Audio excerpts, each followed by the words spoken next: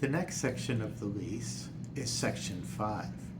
Section 5 has to do with real estate taxes. The way it works in many commercial leases is that a tenant is responsible for base rent, insurance, tax, and common area maintenance. We'll talk about all three of those areas, tax, insurance, common area maintenance, in turn. Specifically right now we're talking about tax. Generally, tax is what it is. If the landlord is taxed $100 in a year and you have 10% of the building, you could expect to pay $10 as your pro rata share. Pro rata share is calculated by taking your rentable square footage and dividing it into the total square footage. Often that's taken part in the first part of the lease, and they will tell you in the first part of the lease that more or less your pro rata share is X percentage. And part of the reason that that matters is your share as a tenant, how much you have to pay as part of the total costs of the landlord. And so if you hear about a triple net lease, that has to do with insurance, tax, CAM, as well as the roof, structure, walls, all of that. So that means that effectively almost everything is on the tenant side pro rata from the landlord's costs. You also see absolute net, and so there are no costs to the landlord for having the tenant there. And usually you see those with higher credit tenants, better credit tenants, and longer term leases, maybe as long as 20 years.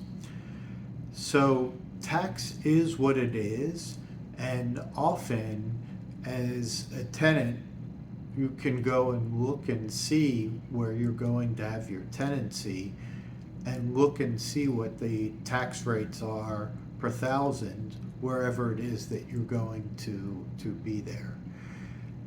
And as a tenant, you really don't need to fool that much with tax. It's just a question of, are you net, double net, triple net, or absolute net? But tax is fairly simple. And that's generally Section 5 of the lease. And when you think about tax, generally what you're only talking about is property tax. And so I have seen some sly landlords try to push through their last year's income tax to the tenants on a pro rata basis. And I've also seen some landlords that have said, as a tenant, there's nothing that you can do as a tenant that could increase my taxable basis. And I can think of innumerable examples of what a tenant could do that could increase a landlord's taxes. And again, depending on how much power you have as a tenant and how much power you have as a landlord, says a great deal about the ultimate negotiation in a lease as to what will pass on the landlord side and what will pass on the tenant side. I've seen leases as short as 2 pages, and I've seen leases as long as 200 pages. So it really just depends on how big you are, how long you've been around, what your credit is, and how many spaces you have. And the more you have, the more power you have to negotiate the terms of your lease. Sometimes it can hurt tenants by having a separate entity for each one of their locations. It hurts their overall negotiating strength. but all of that factors into pro rata share and how ultimately is the tenant going to pay the property tax for the property that the tenant is occupying in on a pro rata basis. And that pro rata basis can undergo a lot of negotiation. And often, when you think about commercial real estate operating expenses, the single largest expense on a property is property tax.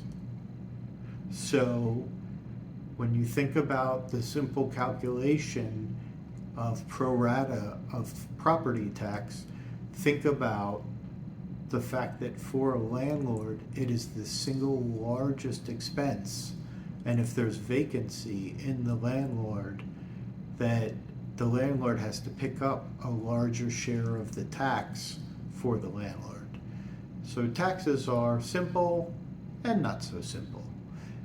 So thanks so much. And remember, use CapEx Commercial for all your commercial needs.